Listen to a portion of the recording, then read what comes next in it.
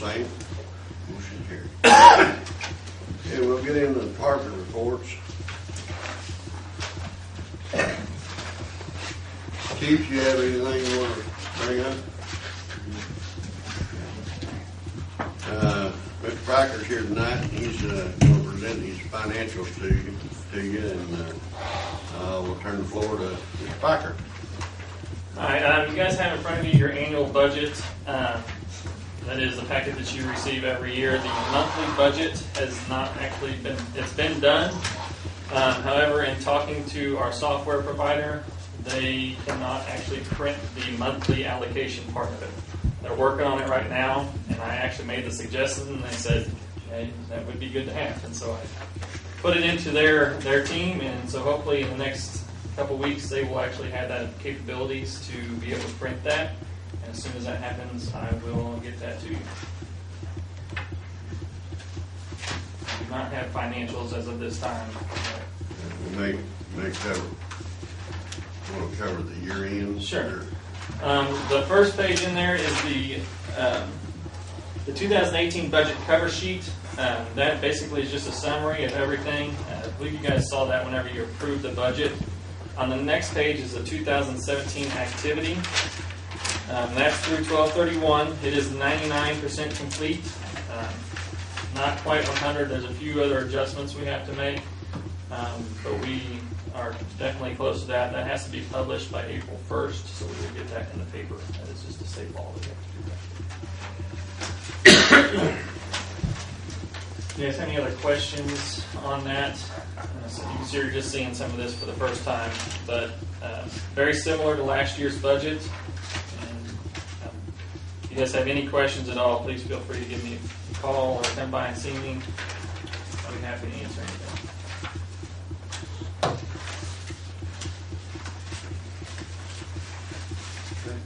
Nothing else. I do have one other comment, if you all will let me. All right. I just have something here I'd like to read. Last week, well, I'll start off with, I'd like to personally apologize to the citizens in a particular neighborhood for a comment I made at the last meeting. While disagreeing with their stance after they had left the meeting, I made a comment about the wealth of their neighborhood. I know that made it sound personal, even though it was not meant to. But I know each one of them is just voicing their opinion like I was. So I hope you will please accept my apology. Thank you, Luke. Okay. Move on down. David, anything you want to bring up? You're not here. I guess you're not going to bring it. Yeah. Chuck, you want to say anything? We'll be using the new press boxes and lights tomorrow night, our first tournament. So we're going to be underway, starting our tournament season. So we'll be using them tomorrow night. Thanks again. Good. If anybody wants to help us come tarp tonight, I'd take all the help I can. All right. Mrs. Tapley, I think you got an update for us. I do. I'm here to present our annual update to the council. And I've laid a report out in front of all of you earlier before the meeting started. I'm not going to read it line by line, but we've continued to, as a housing authority, just to reiterate, so in case not everyone understands what we do, we provide Section 8 rental assistance for those in the city of Harrison and up to 15 miles outside the city limits. And there are approximately 14,761 housing units in the county, and we provide right now assistance to 447 of those housing units. So that's a good number. And so every year I come and I present a report to the council, and if you look, I report on sources of income, and 54% of our participants have Social Security. And if you look down at the very bottom where there's no income, it's 0.22%. Last year it was almost 6%. So what we do is we are very diligent on requiring our participants to document all of their income. It saved us as an authority a lot of money, and we're able to provide more assistance. Our total families are down right now because of the time of the year. There's a curve throughout the year. It's a cycle up and down, and right now it's down. But as of today, as of tomorrow, we will have 12 more families that we will provide assistance to that move in mid-month. So the numbers are going back up. We're excited about that. Over the last 3 years since I've been with the authority, our numbers have continued to grow with assistance that we're receiving locally. So it's not only helping those in the community that need help, we're also helping those also that need help in regards to helping the local economy with all of our local landlords. We, as you see the numbers, we do a lot to keep our numbers stable. Our housing authority has a high attrition rate, one of the highest in the state. Actually, I think it's the highest in the state. And what that is, it's the move-in, move-out rate. Our numbers are really high. We have to do a lot of inspections. We have a part-time inspector, and this last year he did 760 inspections in homes. I did close to 50 of those with quality control inspections and special inspections. And we have a lot of people applying. We had 350 people we invited to briefings. A briefing is a required HUD meeting for us to go over the rules and regulations and expectations of the participants before they move into a unit. We had, out of that, the ones that attended, we had 254 people attend or accept their voucher. We had 148 people move in, or families anyways. We had 176 move out, 23 transfer, and we completed 453 re-exams on top of all that. So every one of those numbers that I just spoke about is an exam that we have to perform. So if you add up all those together, that's a lot for one case manager and a full-time director and part-time help. But we're very excited to be compliant and continue to stay compliant and to help with the city and the community. Do you have any questions? Yeah, I do. Okay. Is that move-in, move-out rate, is that good or bad? Is that something that people are moving out, getting their own housing, or what? We had 3 people this year go to our Section 8 homeownership program. That's it. Our attrition rate of move-in, move-outs are very high because we have a high, rate of drug use. People relocating, they just leave, vacate, or domestic violence. There's different reasons, and the lease-up rate or the move-in rate is lower than the vouchers issued because people don't have deposits to move in places, or they've moved into other places. They may not have a good landlord history. So there's several different factors. So you're saying it's bad? It's bad. But it has improved. We do screen. HUD has regulations now that they've changed where, based on your criminal history, we don't automatically deny you if you have a criminal history, but we do automatically deny for those that are required to be registered sex offenders, lifetime sex offenders. And I think that's all that Arkansas has, correct? Is a lifetime sex offender registration? Not sure. But and then also those that have manufactured and produced meth and assisted housing. However, if we want someone to be a good citizen, so we try to work with them. We require our participants to bring in, if they have a criminal history, to bring in information showing that they are taking care of their fines or they are in good standing for probation or parole or going to drug court, things like that. Because we're hoping if they are doing things like that, they're going to take care of their unit, take care of their family. Maybe they're trying to work, and we're just trying to make sure that they're good citizens. Is there any drug testing associated with the program? No, there isn't. There's not required, and we don't have the funding at this time to do that. There's no way that we could require it. I have read some things that have come through with the possibility of some work requirements being implemented through HUD, but nothing's official yet. So, any other questions? Thank you. Thank you. Okay, we'll move on down to committee reports. Don't really have anything in there, but Mr. Williams, do you have anything you want to bring up? Not tonight. Okay. Mr. Hope, what are you going to cover for, do you have anything you want to bring up out of Mitch's? Yes, I was going to cover that, and he said if Luke didn't have anything, I didn't have anything. Oh, okay, good. Well, you're right on. You're learning real fast. Okay. What about your internal affairs? You have anything? No. Mr. Krager? Yes. First, I want to congratulate our patrol officer Raymond Peter, and he's been with the police department for 3 years, and Lieutenant Ron Lindley, and he's been with the fire department for 18 years. They were honored Tuesday night at the Jack Williams Award Banquet, and I congratulate all those that were mentioned and received awards. And then we had a cemetery meeting, and our finances look good. We discussed some repairs to be made, and the 20th Century will be buying some trees, and the city will be helping them plant those. But it was a good meeting. Well, I think we ought to get a recipient of the Jack Williams Award a good hand.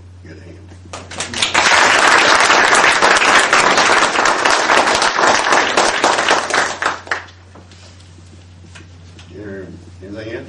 Yep. No.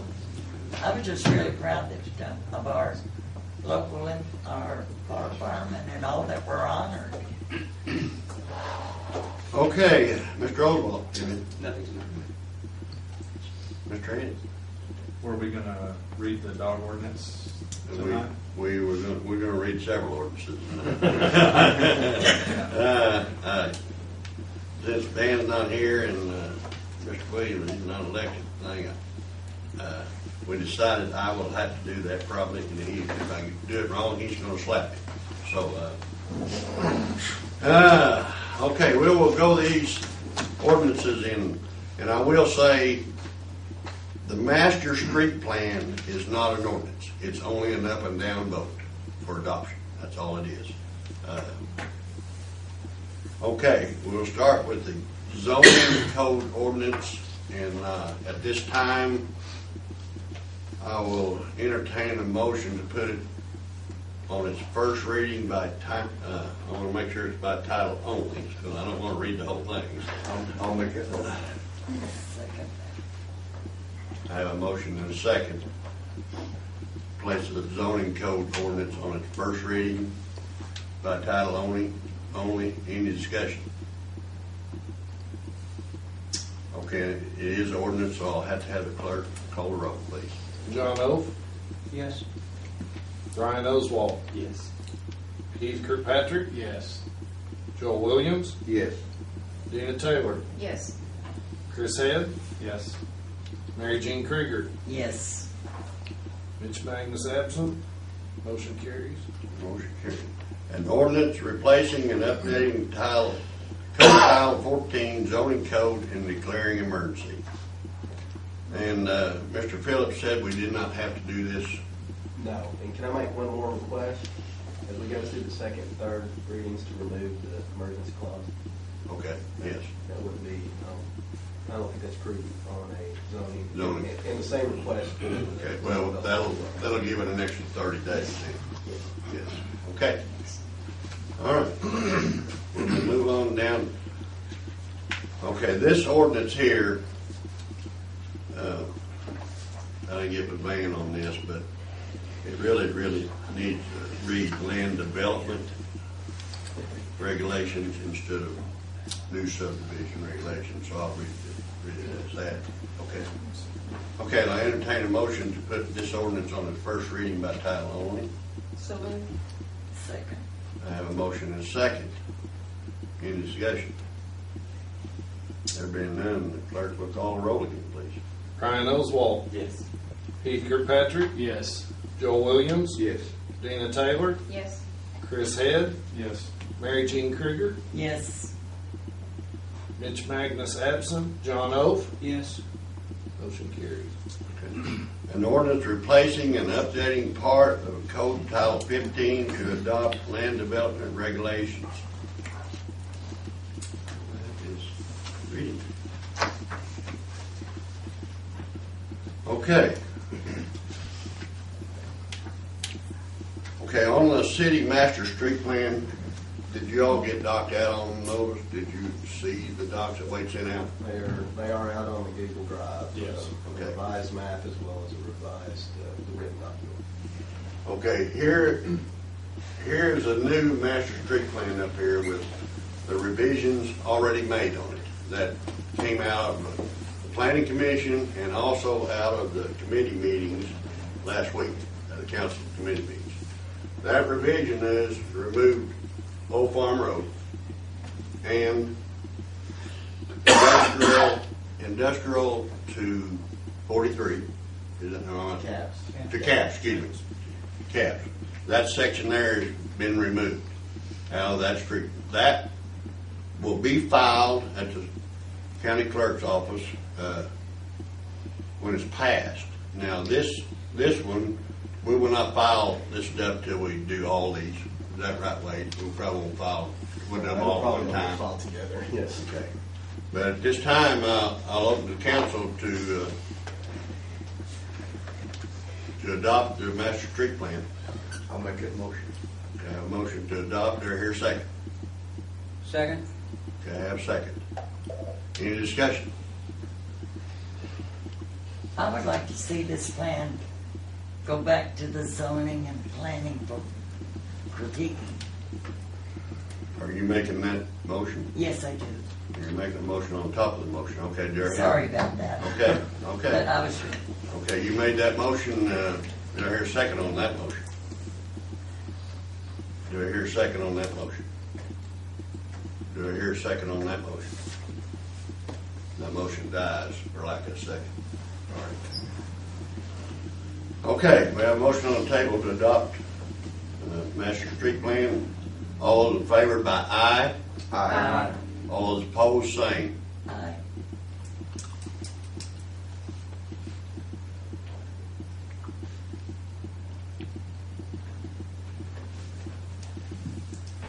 Motion carries. Will reflect one no vote. Okay, all right, motion carries. All right, we want to move on down to the dog ordinance. Oh, glad we get this through. Okay. Has everybody had a good chance to look at that ordinance? We did take one on the first page there, we took out and license. And I don't think that's been changed yet, but we're, as I mentioned last meeting, I'd like to see this placed on its first reading only and give the citizens a chance to, someone come back or if we've got any issues with it. And then next month, I'd like to go ahead and suspend the rules next month. But we're gone now almost 3 months without a dog ordinance. We need one. So I'll entertain a motion to place this on its first reading by title only. I'll make that motion. I second. I have a motion second. Any discussion on it? There being no discussion, I will have the clerk call a roll again, please. Heath Kirkpatrick. Yes. Joe Williams. Yes. Dina Taylor. Yes. Chris Head. Yes. Mary Jean Krieger. Yes, Mitch Magnus absent. John Oath. Yes. Ryan Oswald. Yes. Motion carries. An ordinance regulating dogs in the city of Harrison, Arkansas. All right.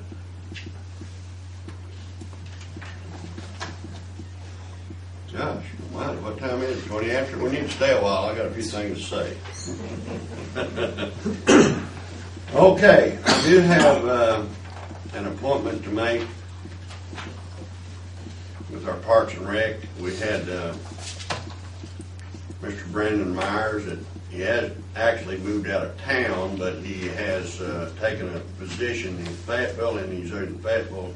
He said 5 days a week and only comes home on weekends, and it's not working out for him. So he has turned in his resignation to the Parks and Rec, and I think the Parks and Rec accepted it. So we do have an opening there. And his term was set to expire in April, no, in May anyway, of this year. So I'd like to make the appointment, the new appointment, starting in March for 5 years forward. So I don't have to come back here in 2 months and make an appointment. But anyway, who I want to appoint is Mr. Neil Mitchell. I don't know if anybody's familiar with Neil or not. He's the Farm Bureau agent here in town. He's lived here for about 3 years. He's attends Crossroads Church. He's a member of the Chamber of Commerce, member of Kiwanis Club. He's a member of the Goblin Booster Club, and so on and so on. He does several things. He's got a child in the program here in Parks, and he comes highly recommended. Real nice young man. And I'll entertain a motion to make that appointment. Second. We have a motion and a second. Any discussion? There being no discussion, all those in favor by aye? Aye. All opposed, same. Thank you. Okay, I only have a few little things. Now, we got spring cleanup, and Keith, you want to come up and talk a little bit about our spring cleanup, or you want to stay way back here? I was really not prepared to speak tonight for that. It will begin March 30th, April the 30th, and run the first 4 weeks. And we will get some information out in the newspaper, possibly on the TV, and so we're looking forward to that. We'll make sure the citizens are well informed ahead of time. So, thank you, sir. Thank you. Okay, if any of the council members want to go to the municipal league meeting, when did I say that was? June 13th.